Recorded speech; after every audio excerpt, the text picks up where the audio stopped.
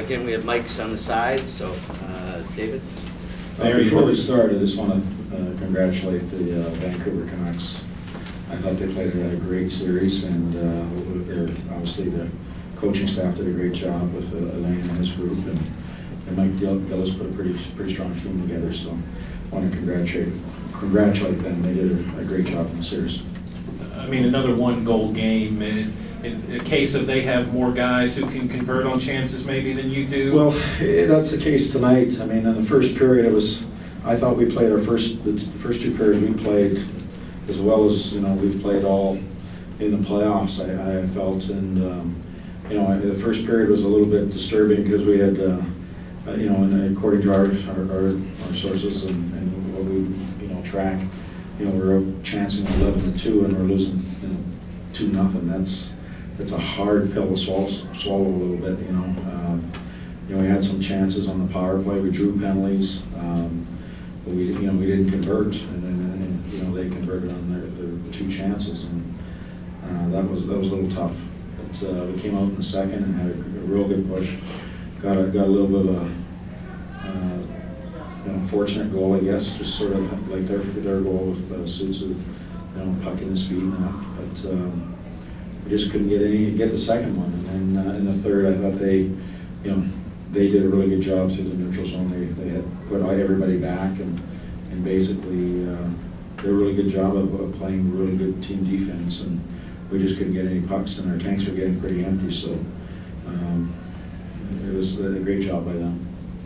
Josh? Have you had a chance to look at the film on Jordan's penalty in the first period, and what's sort of your take on that? Yeah, it really doesn't matter. I thought, looking at it, it's a penalty. It's a penalty. So we didn't kill it off, but we did a really good job, and they got threw one to the corner. They get deflected off at Kessler, off at Klein, and goes right to whoever scored their goal. So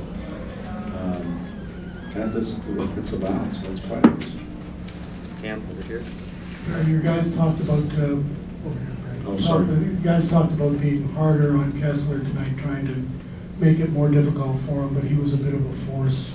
He was a force the whole series. I mean, we've used multiple people against him. We used Fisher a lot against him. We used Smithson against him. We used Weber and Suter against him. He had one of those series that is absolutely remarkable for one player. I thought he was, as I said, I was going to buy him. If he doesn't play that way, we're probably going to Game 7. We might win the series, but he played to a level that is, few people can reach in this series. Over here in the Right. I think the tendency will be to look at this playoff year as a huge success for this franchise and a lot of benchmarks here.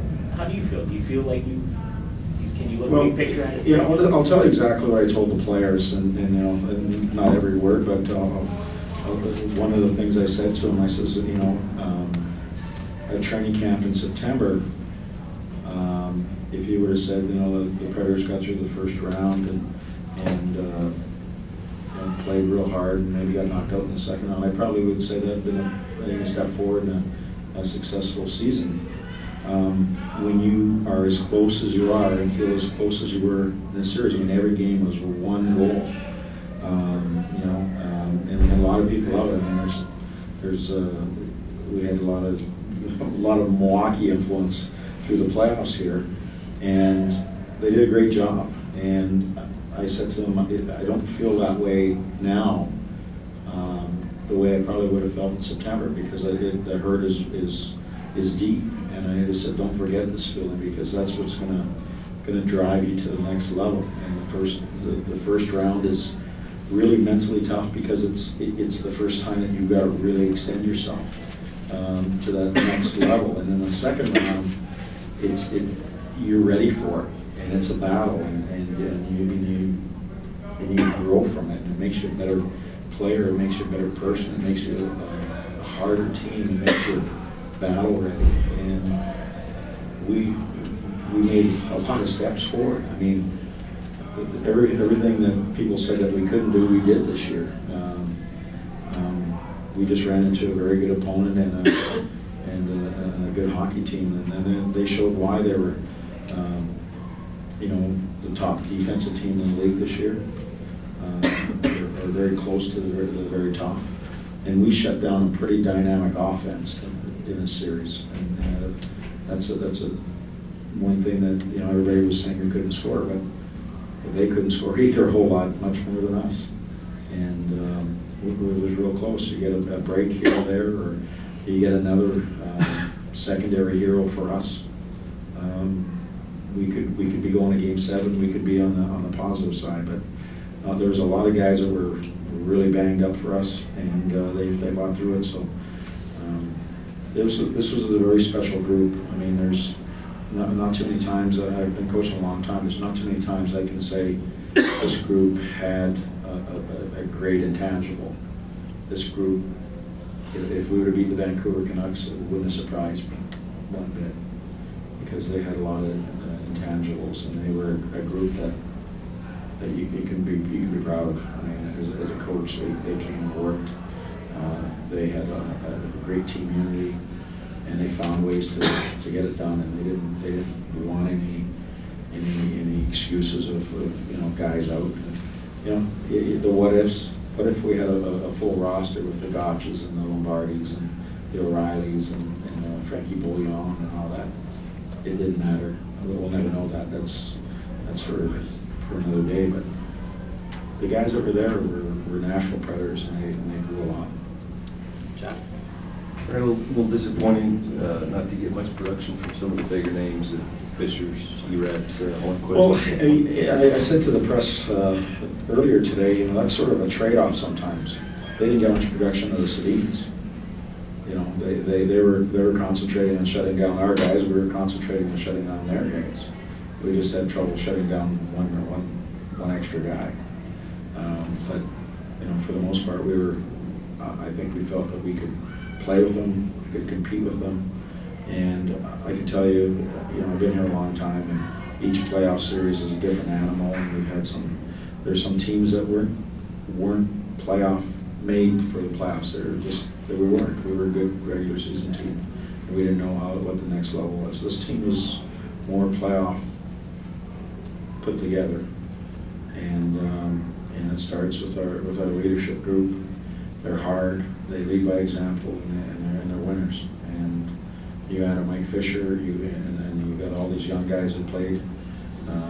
Tell me, you had John Blum who played 20 games for us. He's playing against Ryan Kessler, who maybe had one of the most incredible 6 games that you'll ever see. And he's playing head-to-head with him. That's pretty good growth. So I think there's a lot of positives. I mean, we did a lot of things that, we were reading, your back's against the wall, you can't do this, you can't win a series, you can't do this.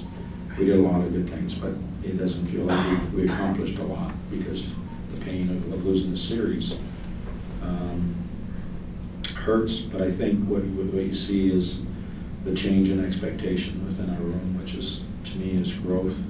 And because we have a lot of guys that are finding out how to win and how hard it is on a regular basis. So, I'm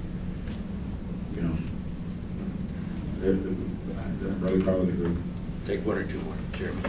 Coach, last year, earlier this year, you were saying how the Chicago series, you guys had to learn to put the finishing touches on a game. And you guys seem to have learned that throughout the year. And now, is there something that you're going to be able to look back and one thing in particular about this series and learn from that next year?